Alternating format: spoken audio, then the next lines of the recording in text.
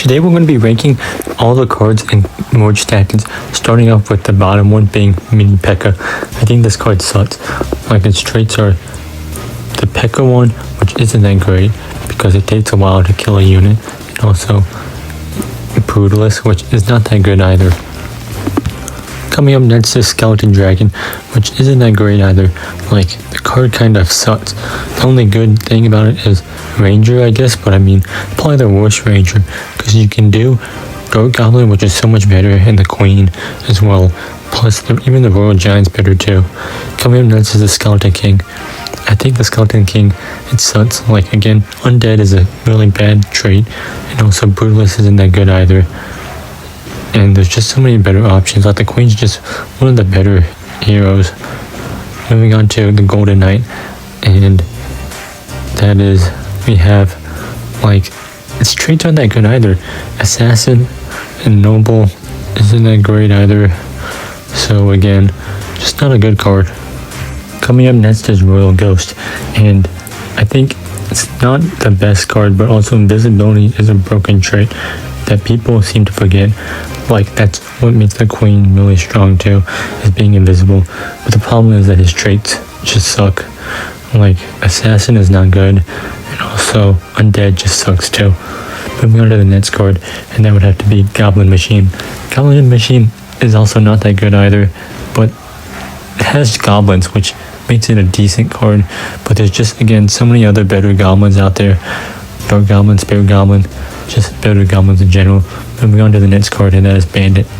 Bandit is okay. Like, the stun ability is actually pretty decent, and also it's part of the Ace trait too, which makes it a decent card. But there's just better options out there. Alright, moving on to the next one, that would be Goblin. Again, it's not that great. Assassin is just in a bad position, and also there's just better goblins, being Spirit Goblin and Dark Goblin. Moving on to the next card, and that is Witch. Witch got nerfed, and I don't think she's as good as she used to be. And Superstar is just not as broken as it used to be either. Like, you have splash units being the Princess, which can kill her, and also you have Wizard too. Plus Ranger, like from the Dark Goblin, just kills her really fast, and the Skeletons just aren't as strong. Moving on to the next card, and that is Musketeer. I think Musketeer isn't that great either after her nerf. She's just not as good as she used to be. Moving on to P.E.K.K.A. And I think P.E.K.K.A.'s a pretty decent card because of how strong Brawler is, so you always need her. So that's why she's up here. And also she does a lot of high damage too, and you want to kill, like, the Queen, especially if your opponent has Clan. Moving on to the next card, and I think that would be Royal Giant. Royal Giant is okay. I think the traits are alright with E-Giant and Ranger. Moving on to the next one, and that is Spirit Goblins. I think Spirit Goblins is a really good card because of the Goblins trait and also Blaster trait as well, which helps it as well. Moving on to the next card, and I think that would be Wizard. Wizard is a really good card because of Clan being number one, and also it has Blaster too, which makes it a very good versatile card as well. Moving on to the top 10 cards now, finally we have E-Giant. And yeah, even though Superstar isn't as good as he used to be, the problem is that his stun is just really good and broken. And stuns are probably the best thing to have in this game. Moving on to the next one, that would have to be Prince. I think Prince's stun is pretty good, even though it's just at the beginning. The thing is, you can take out a unit or push it back to the back. Like, especially if there's a Queen out in the front, you can push the Queen to the back so it can't snipe your back units. I think that's pretty important.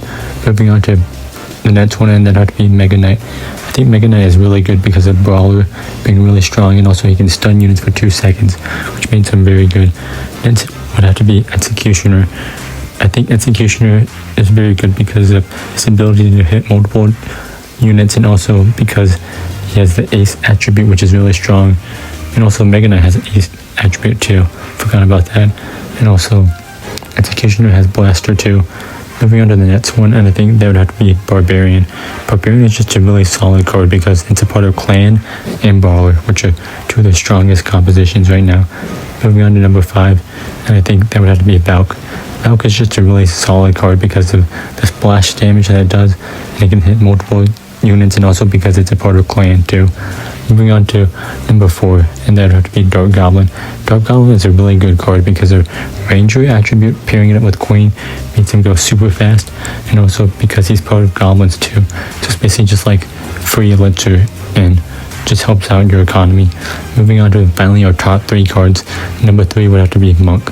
Monk is a really solid card still because it can counter the Queen and the Princess and it heals so much. And Ace is still a really good attribute. Moving on to the next one, and that would have to be Princess.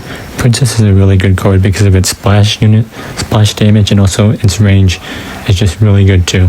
And finally, the best card in the game has to be the Queen. The Queen is just such a broken card because she's a part of Clan and Ranger, which are, in my opinion, the 2 best traits in the game right now. Plus, she goes invisible and does more damage. Plus, if you're a Clan and you put her in the front, she goes down in health, turns invisible, regains her HP, and then she gets to do it again. So 2 abilities twice in the game, which makes her really strong.